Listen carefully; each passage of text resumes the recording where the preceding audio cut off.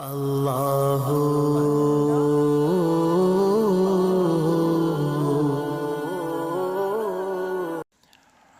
प्यारे बुज़ुर्ग और दोस्तों, मैं सबसे पहले आपसे एक बात अर्ज़ कर देता हूँ, फिर उसके बाद इंशाअल्लाह तकरीर शुरू करते हैं।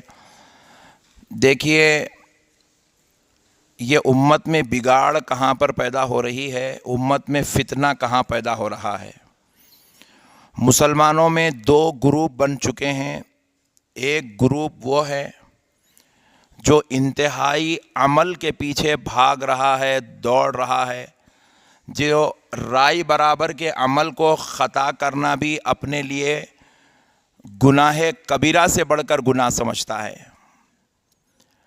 तो उस ग्रुप में मुसलमानों के जब हम अमल को कसरत से पाते हैं तो हम समझते हैं कि ये बेचारा इतना अच्छा मुसलमान है जो 5 वक्त की नमाज भी पढ़ता है, रोज़े का, तिलावत का, ज़कात का एहतमाम करता है और माशाअल्लाह से सुन्नत रसूल की पे पाबंदी करता है, छोटी छोटी चीज़ों का लिहाज रखता है। तो जब हम उसकी अमली बैकग्राउंड को देखकर हम उसके करीब जाते हैं तो फिर वो बेचारा अक़ीदे के मामले में मुकम्मल पैदल नज़र आता है। उसका अक़ीदा इंतहाई बिगड़ा हुआ। वो ना रसूल अल्लाह की अज़मत को मानने तैयार है, ना औलिया अल्लाह को मानने तैयार है, ना सहाबा को मानने तैयार है। वो औलिया अल्लाह की बात आती है तो कहता है कि सब मर गए, मट्टी में मिल गए, नौज़ बिल्ला। रसूल अल्लाह की बात आती है तो कहता है हुजूर को इल्म गैब नहीं है, हुजूर हमारी तरह है, हुजूर सल्लल्लाहु अलैहि वसल्लम की मीलाद नहीं मनाना, हुजूर पे नाते नहीं पढ़ना, हुजूर का जिक्र नहीं करना, हुजूर भी हमारी तरह आम बशर है, एक आम इंसान है। अमल के मामले में इतना ज़बरदस्त था तो हम सोचे कि भाई इसके करीब जाएंगे तो हमें कुछ सोहबत नसीब होगी, तो हम कुछ अच्छे दीनदार बन जाएंगे।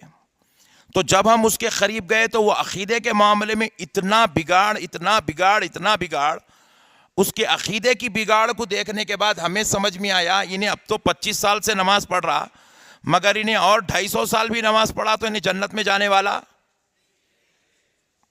जन्नत में जाने वाला, क्योंकि उसका अक़ीदा इतना ख़तरनाक है।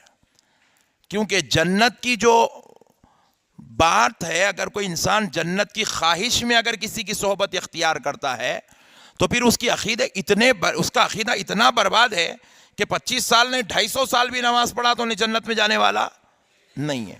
तो फिर अब ये एक हो गया एक ग्रुप। अब इसके अंदर पूरे फ़िरक़े हैं, वो सारी जमातें, वो सारे मामले हैं।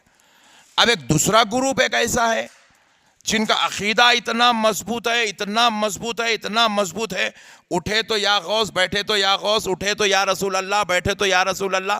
घर पे देखे तो गौसे आज़म का झंडा, गाड़ी पे देखे तो अली का झंडा, मगर घर में जो है खानखा को गए तो गरीब नवाज का झंडा, फिर उसके बाद ससुराल को गए तो अहले बैत का झंडा। इतना अक़ीदा मजबूत है। मगर जब अमल के मामले में जब इनको देख रहे हैं तो अमल मुकम्मल तौर पर पैदल, 3-3 महीने तक बेचारा नमाज पढ़ने को तैयारी नहीं है। अमल के मामले में इतना पैदल, इतना पैदल, इतना पैदल बेचारा, अल्लाहु अकबर कबीरा, कभी एक मर्तबा हाथ में तस्बीह लेके दरूद शरीफ पढ़ने को तैयार नहीं है, कभी जो है वो जिक्र करने को तैयार नहीं है, कभी सुन्नत रसूल की पाबंदी करने तैयार नहीं है, कभी गौसे आज़म की तालीमात को अपनाने के लिए तैयार नहीं है। हालांकि है गौसे पाक का दीवाना, है गरीब नवाज का दीवाना, है औलिया अल्लाह का चाहने वाला, अहले बैत का मानने वाला, लेकिन अमल के मामले में इतना पैदल, इतना पैदल। अब उसको अगर आप बोले अरे बड़े भाई ऐसा नक्को कर रहे बड़े भाई, बोले तो अब उन्हें क्या बोलता, नक्शबंदी साहब भी पकड़े हो गए बोल देता लोग अहमद। अब इतना खतरनाक है। तो अब ये दो ग्रुपों में हो क्या रहा है, भोला भाला मुसलमान मछली के साथ तड़प रहा, आखिर जाऊं तो किधर जाऊं, उधर गया तो वो मुसीबत, इधर आया तो ये मुसीबत, उधर गया तो उन्हें रसूल अल्लाह से मिलने ही नहीं दे रहा, इधर आया तो इन्हें नमाज पढ़ा के अल्लाह से मिलने ही नहीं दे रहा। इन्हें तो इतना डेंजर है, इन्हें बोल रहा कि तू नमाज नको पढ़, मैं तो कुछ जन्नत में लेके जाता हूं बोल रहा। अरे बाप रे बाप। फिर अगर तारीख उठा के देखेंगे, आपको एक बात बतलाता हूं, सरकार इमाम हुसैन रजी अल्लाह ताला, मैं आपको पहले बतला रहा हूं मेरी टेंशन क्या है, पहले मैं वो सुना रहा हूं आपको, आपकी टेंशन सॉल्व नहीं कर रहा हूं, पहले मैं अपना मसला हल कर ले रहा हूं, उसके बाद अब आपका मसला हल करता हूं। तो अब हो क्या रहा है, अब सरकार इमाम हुसैन रज़ी अल्लाह ताला अन्हु, आप तो जानते हैं ना इमाम हुसैन कैसे हमारे आका कुर्बान जाएं, उनके नाम पे हमारी जवानियाँ हमारी ज़िंदगियाँ कुर्बान। सरकार इमाम हुसैन रज़ी अल्लाह ताला अन्हु के बेटे हज़रत सैयदना इमाम ज़ैनुल आबिदीन रज़ी अल्लाह ताला अन्हु रास्ते से गुजर रहे थे। तो गुजर रहे तो मुनाफिकीन एक चबूतरे पर बैठकर हज़रत ज़ैनुल आबिदीन का मजाक उड़ा रहे, कह रहे हैं कि ये ज़ैनुल आबिदीन अली अकबर, ये उनका बेटा है, ये अली उनका बेटा है जिसके बाप को बहुत कम औलाद थी। क्योंकि अरब में कम औलाद होना ऐब समझा जाता था और कसीरुल औलाद होना, ज्यादा बच्चे होना शान समझी जाती थी। जैसे आज के जमाने में BMW मर्सिडीज है, बोले तो शान की बात है, नहीं है? नहीं बोलो जी, हाँ फिर ऐसा घूर के देख रहे हैं। तो BMW है माशाल्लाह, एक 4-5 मंजिला बिल्डिंग बन गई, बोले तो शान की बात है आज के ज़माने में। लेकिन उस ज़माने में तारुफ कराते थे, भाई आपकी क्या शान है, बोले तो माशाल्लाह मेरे 21 बच्चे हैं, मेरे 16 बच्चे हैं, मेरे 4 बीवियां हैं और 48 बच्चे हैं। ऐसा तारुफ होता था उसमें। 35 बच्चे 40 बच्चे नॉर्मल थे वो ज़माने में। तो अब सरकार इमाम हुसैन रज़ी अल्लाह ताला अन्हु के पास सिर्फ 5-6 बच्चे थे, बोले बहुत कम औलाद है इनको। तो मुनाफिकीन क्या करते थे, सरकार इमाम हुसैन का इस हवाले से मजाक उड़ा रहे थे।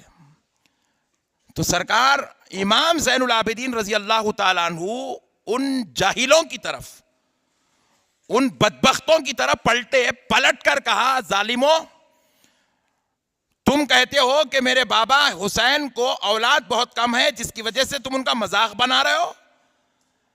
बदबख्तों इतनी बात सुन लो कि तुम्हें काम धाम कुछ नहीं है, तुम्हें कारोबार, तिजारत, इबादत, रियासत, तकवा, परहेजगारी कुछ नहीं है, तो तुम अपना सारा वक्त बिस्तरों पे गुजारते हो, इसलिए तुम्हें हर साल औलाद पे औलाद पैदा होती जाती है। अरे मेरा बाबा